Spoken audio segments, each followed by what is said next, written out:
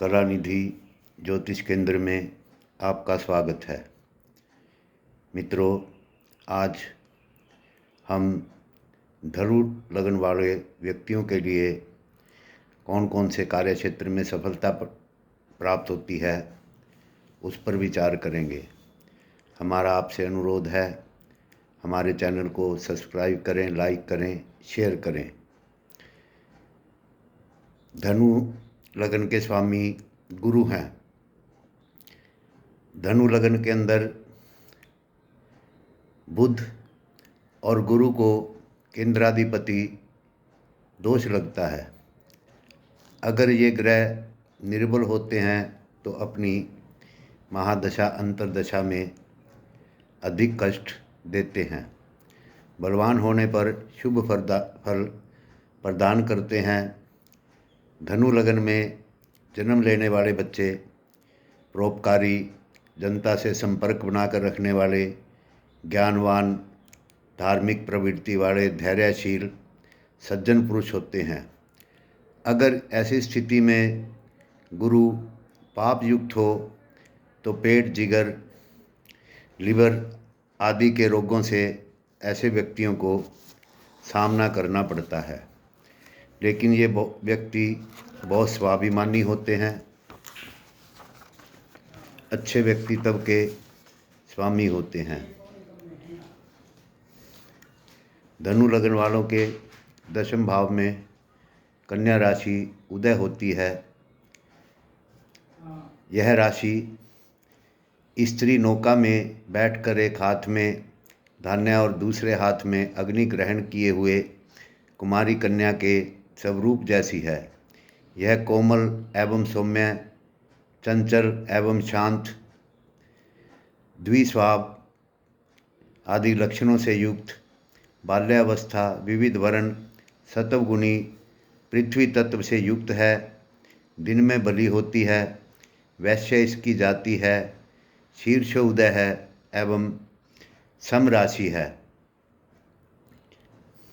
दक्षिण दिशा की यह स्वामी है।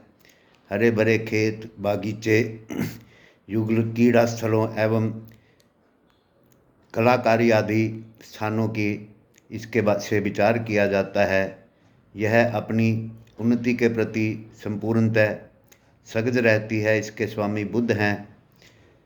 15 अंश पर बुध इस राशि में परमोच्च होते हैं।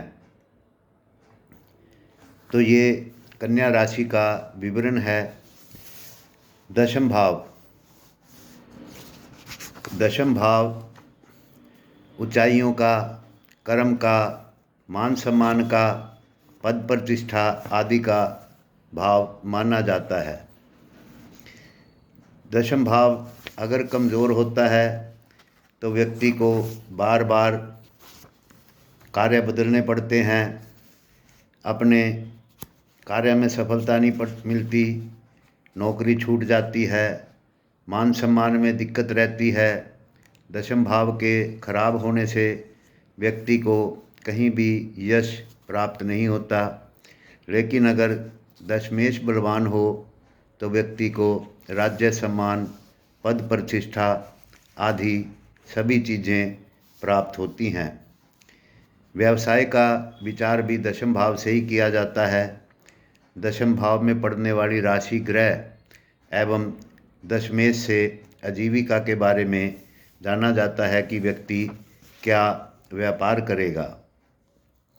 बुध को इसमें केंद्राधिपति दोष लगता है। लेकिन अगर बुध बलवान हो तो यह दोष नहीं लगता। इससे आयु संख्या का भी विचार किया जाता है। बलवान ग्रह होने पर या दशम भाव में शुभ ग्रह होने पर व्यक्ति को बहुत मान सम्मान प्राप्त होता है। बुध बलवान हो तो राज्य, सम्मान आदि की प्राप्ति ऐसे व्यक्ति को होती है। अगर इस बुध पर शनि, राहु या सूर्य का योग हो तो व्यक्ति ऐसी स्थिति में भी अपने काम से जल्द अलग हो जाता है। तो ये है दशम भाव के बारे में जानकारी। दशम भाव के कारक ग्रह हैं सूर्य, बुध, गुरु और शनि। अगर इनमें से कोई भी ग्रह एक और बलवान हो और शुभ स्थान केंद्र त्रिकोण में बैठा हो तो उसके अनुसार भी व्यक्ति कार्य करने से लाभ प्राप्त होता है। बुध अगर इसमें बलवान हो, दशम भाव में हो एवं सूर्य से योग कर रहे हों, बुध आदित्य योग बना रहे हों, लेकिन अस्त ना हो, तो ऐसी स्थिति में भी व्यक्ति को बहुत मान सम्मान पद प्रतिष्ठा प्राप्त होती है, क्योंकि भाग्येश कर्मेश का यहाँ पे योग बन जाता है। यह योग पूर्व प्रधानमंत्री मनमोहन सिंह जी की कुंडली में है। शास्त्रों में इसे इंद्र योग भी कहा गया है। तो बुध जो है वो व्यापार आदि सभी चीज़ों का कारक है। तो इसीलिए मनमोहन सिंह ने इस कार्य क्षेत्र में अत्यधिक सफलता प्राप्त की। कन्या राशि स्वामी बुध होने से व्यक्ति को रुई, कपास, कपड़ा, चांदी, रत्न, भोग सामग्री एवं सफ़ेद रंग की से संबंधित वस्तुओं के क्रय विक्रय में मनवांछित लाभ प्राप्त होता है, अगर बुध बलवान हो। इसके अलावा इलेक्ट्रॉनिक उपकरण, कंप्यूटर आदि के क्षेत्र में भी ऐसे व्यक्ति लाभ प्राप्त करते हैं।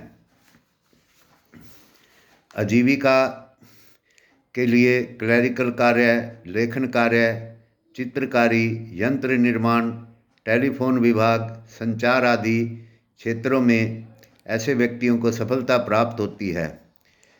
स्टेशनरी, बुक सेल्स का काम, एजेंट, अगरबत्ती, पुष्पमालाएं, कागज के खिलौने, कलात्मक वस्तुएं, वास्तुकला, शिल्पकला इत्यादि कार्य क्षेत्रों में भी ऐसे व्यक्तियों को लाभ होता है।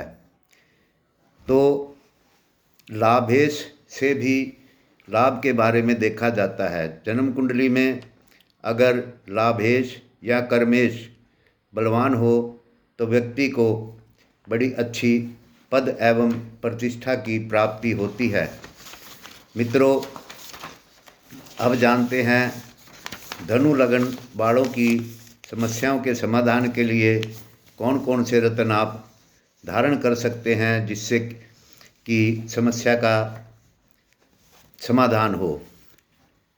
तो इसमें हम आपको समस्या भी बताएंगे और उससे संबंधित रत्न भी बताएंगे, लेकिन हमारा आपसे अनुरोध है कोई भी रत्न धारण करने से पहले किसी से योग्य ज्योतिषी को अपनी कुंडली अवश्य दिखाएं। यदि आप स्वास्थ्य को लेकर परेशान हैं, आपको सफलता कम प्राप्त हो रही है और आपके मान सम्मान में कमी रहती है, तो ऐसी स्थिति में आप लग्नेश का रत्न, गुरु का रत्न पुखराज धारण कर सकते हैं, क्योंकि लग्नेश का सफलता में एक बहुत बड़ा योग होता है। अब जानते हैं धन के बारे में। यदि आपको धन की कमी महसूस होती है, पैसा जमा नहीं होता, आपके पोस्टिंग ओहदे को लेकर दिक्कतें परेशानियों का सामना करना पड़ता है, तो आप नीलम रत्न धारण कर सकते हैं। यदि आपके मेहनत किए हुए कार्यों में आपको ठीक से सफलता प्राप्त नहीं होती या उसका पूर्ण रूप से फल प्राप्त नहीं होता, भाइयों के साथ आपकी समस्या है, तो आप नीलम रत्न धारण कर सकते हैं।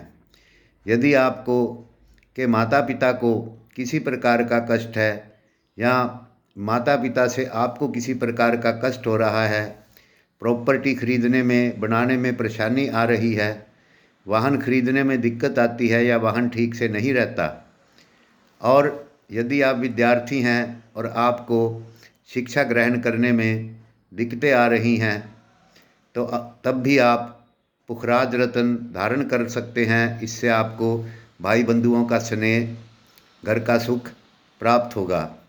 यदि आपको नॉलेज की कमी है, भावुकता है, पेट में दिक्कत है, संतान से समस्याएं उत्पन्न हो रही हैं, बुद्धि एवं ज्ञान में आपको परेशानी है, शेयर मार्केटिंग में आपको लॉस हो रहा है, तो आप मूंगा रत्न धारण कर सकते हैं। यदि आपके विवाह में विलंब हो रहा है, विवाहित जीवन में समस्याओं का सामना करना पड़ रहा है, इसके अतिरिक्त यदि आपको किसी प्रकार की व्यापारिक साझेदारी में नुकसान हो रहा है, तो इस स्थिति में आप पन्ना रत्न धारण कर सकते हैं। यदि आप अनुभव करते हैं कि आपका भाग्य आपका साथ नहीं देता, जीवन संघर्षशील बना हुआ है एवं धार्मिक कार्यों में भी विघ्न बाधाएं आती हैं, तो आप माणिक रत्न धारण कर सकते हैं। यदि आप नौकरी व्यापार में अस्थिरता महसूस करते हैं, बार बार आपको कार्य बदलने पड़ते हैं, जिसके ऊपर हमने ये वीडियो बनाया है, तो आप अच्छा पन्ना रत्न धारण कर सकते हैं। यदि आपको आपकी आय में उतार चढ़ाव दिखाई देते हैं, आय में स्थिरता नहीं है, तो आप हीरा रत्न या ओपल रत्न धारण कर सकते हैं। तो मित्रों, ये थी धनु लगन वालों के लिए सफलता प्राप्त करने वाले कार्य और उनके ज्योतिषीय उपाय। मित्रों, हमारा आपसे अनुरोध है, हमारे चैनल को सब्सक्राइब करें, लाइक करें, शेयर करें। धन्यवाद, नमस्कार। मिलते हैं अगले वीडियो में।